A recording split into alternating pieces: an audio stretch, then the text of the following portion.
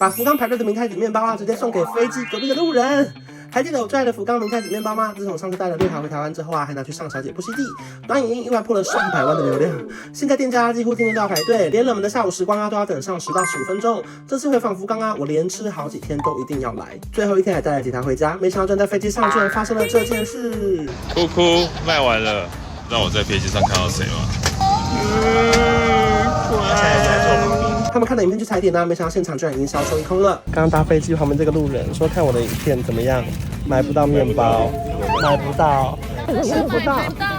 还好我带了5条，那不然就分你们1条好了。大好人竟然给我们吃明太子发棍，谢谢官。好吃的东西啊，就是要跟大家分享。既然买了这么多条明太子面包，就分给大家吧。好喜欢这种把爱传出去的感觉，下次我们有缘福冈见喽。